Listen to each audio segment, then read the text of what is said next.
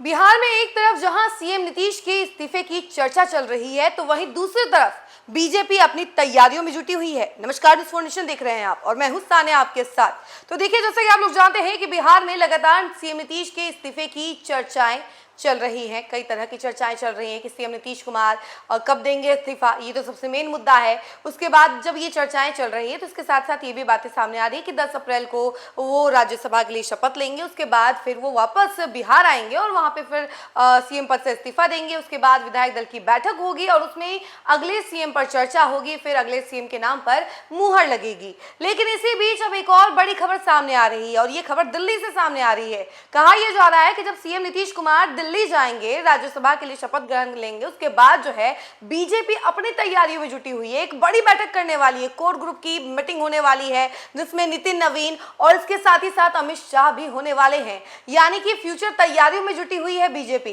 एक तरफ जहां चर्चाएं चल रही थी कि नहीं, अगला सीएम जदयू से होना चाहिए, निशांत कुमार को अगला सीएम बनाना चाहिए, ये खूब सारी अटकलें लग रही थी और खास तौर पर जदयू के कई सारे नेता ये मांग कर रहे थे कि सीएम नीतीश की कुर्सी पर किसी और को नहीं बल्कि उनके बेटे निशांत कुमार को ही बैठना चाहिए। यानी विरासत की बात है, तो ये एक तरीके से देखा जाए तो सीएम नीतीश के बाद उनके बेटे को आना चाहिए। ऐसी बातें जो है जदयू के नेताओं के द्वारा कही जा रही थी। लेकिन इसी बीच एक बात ये भी खूब चर्चा में बनी रही कि नहीं, अगला सीएम तो बीजेपी से ही होगा भैया, ये कोई और पार्टी से नहीं होने वाला है। बीजेपी के पास सीएम की कुर्सी जाएगी और डिप्टी सीएम की कुर्सी जदयू के पास जाएगी। यानी कि पूरा वाइस वर्सा हो जाएगा, यानी जैसा अभी कंडीशन है उसका बिल्कुल उल्टा हो जाएगा।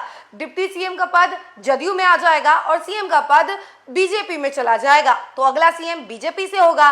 और इसी बीच अब देखिए कि ये बड़ी मीटिंग दिल्ली में बुला ली गई है और उस मीटिंग में अमित शाह और नितिन नवीन दोनों होने वाले हैं। अगले सीएम को लेकर चर्चाएं हो सकती है, कहा यह जा रहा है। और ये भी कयास लगाए जा रहे हैं कि जहां एक तरफ सीएम नीतीश कुमार राज्यसभा के लिए शपथ ग्रहण लेने वाले हैं, उसी के तुरंत बाद ये मीटिंग बुलाई गई है। यानी एक तरफ जहां वो दिल्ली से वापस बिहार लौटेंगे और सीएम पद से इस्तीफा देंगे, इसी बीच ये बड़ी मीटिंग होगी और बड़ी मीटिंग में कई सारी बातों को लेकर चर्चा हो सकती है। बिहार के कई सारे मुद्दों को लेकर चर्चा हो सकती है। अगला सीएम कौन होगा, इस पर जो सस्पेंस बरकरार है, ये सरप्राइज पर भी चर्चा हो सकती है, क्योंकि बीजेपी हमेशा इन मौके पर अपना दांव खेलती है। जब जब कुछ होता है तो देखा जाता है कि जब इन डेट आता है या फिर मेन डेट जिस दिन होता है उसी दिन कोई ना कोई बड़ा अनाउंसमेंट कर देती है, जिसका किसी को अंदाजा भी नहीं रहता है। कोई सोचता भी नहीं है कि नहीं ये होने वाला है और अचानक से वो हो जाता है जिसने कभी सोचा ही ना हो। और ऐसा ही अंदाजा इस बार भी लगाया जा रहा है अगले सीएम को लेकर कि बीजेपी अपना मेन कार्ड खोलेगी, एक ऐसा पत्ता खोलेगी जिसका किसी को अंदाजा ना हो और अचानक से वो पत्ता खुलेगा और सब कोई अचंभित रह जाएगा। ऐसा ही कुछ अंदाजा लगाया जा रहा है। खैर, अगर नाम की बात करें कि सीएम रेस में कौन सबसे आगे है, तो देखिए सम्राट चौधरी पर सबसे ज्यादा बोली लग रही है। यानी सबसे ज्यादा सट्टा भी सम्राट चौधरी के नाम पर लग रहा है। और ऐसा खबर भी हमने आपको बताया था कि मुंबई का सट्टा बाजार बिहार की राजनीति से कैसे गर्म हुआ पड़ा है। पूरे बाजार में सबसे ज्यादा सीएम को लेकर चर्चाएं चल रही है और उनके ऊपर बोली लग रही है, सट्टा लगाया जा रहा है। और सबसे ज्यादा सट्टा सीएम के रेस में सम्राट चौधरी के ऊपर लगाया जा रहा है, उसके बाद सीएससी सिंह और उसके बाद कई सारे नेता सामने आ रहे हैं। लेकिन अगर बीजेपी की बात करें तो बीजेपी में अभी सबसे आगे चल रहे हैं सम्राट चौधरी और इसको लेकर कहीं ना कहीं अमित शाह भी सहमति जताते नजर आए हैं। देखिए, आपको बता दें कि अभी बंगाल चुनाव को लेकर तैयारियों में जुटी हुई है बीजेपी, पूरा ध्यान बंगाल चुनाव पर है।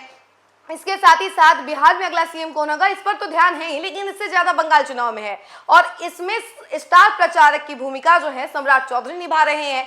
तो उसके लिस्ट में सिर्फ इकलौते अगर किसी नेता का नाम है तो वो सम्राट चौधरी हैं। तो कहीं ना कहीं इससे ये बात पता चलती है कि अमित शाह को कुछ ज्यादा ट्रस्ट है सम्राट चौधरी पर। तो इन्होंने ऐसे करके इन्होंने ट्रस्ट भी जता दिया है और कहीं ना कहीं ये संकेत भी देखा जा सकता है कि संकेत के तौर पर इसको लिया जा सकता है कि अमित शाह ने सम्राट चौधरी का नाम स्टार प्रचारक की भूमिका में रखा है और बाकी किसी नेता का नाम नहीं है। मंगल पांडे तो खैर स्टार्टिंग से ही अभी बंगाल चुनाव में जुटे हुए हैं, तो उनका एक नाम अलग माना जा रहा है, उनको एक अहम मेन मुद्दा नहीं बनाया जा सकता है। लेकिन सम्राट चौधरी एक अहम मुद्दा है। जहां एक तरफ सीएम रेस को लेकर चर्चाएं चल रही है, वहां पर अमित शाह ने इनका नाम दिया है, तो ये काफी अहम चीज कहा जा सकता है। तो वहीं दूसरी बात यह है कि सीएम नीतीश कुमार भी अक्सर अपने समृद्धि यात्रा के दौरान सीएम के रेस में अगर कहा जाए, या यूं कह लीजिए कि आगे बढ़ाने को लेकर सम्राट चौधरी को हमेशा वो सपोर्ट करते रहे हैं। ये कहते रहते हैं कि अब आगे जो भी होगा वो यही देखने वाले हैं, यानी सम्राट चौधरी ही देखने वाले हैं। तो कहीं ना कहीं वो भी संकेत देते रहे हैं।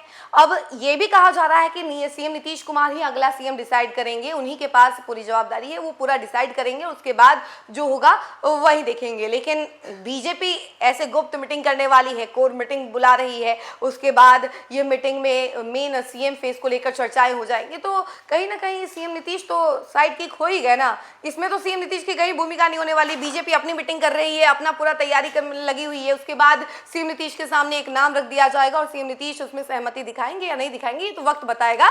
लेकिन फिलहाल जो खबर सामने आ रही है उसके अनुसार ये है कि अभी जैसे ही सीएम नीतीश कुमार राज्यसभा के लिए शपथ ग्रहण लेंगे उसके बाद ही ये बड़ी मीटिंग होने वाली है और कई सारे नाम में सामने आ सकते हैं और मेन मुद्दा जो अगला सीएम होगा वो भी क्लियर हो सकता है। इस खबर में फिलहाल के लिए इतना ही। ऐसी तमाम अपडेट के लिए जुड़े रहे हमसे और देखते रहे न्यूज़4 नेशन। धन्यवाद।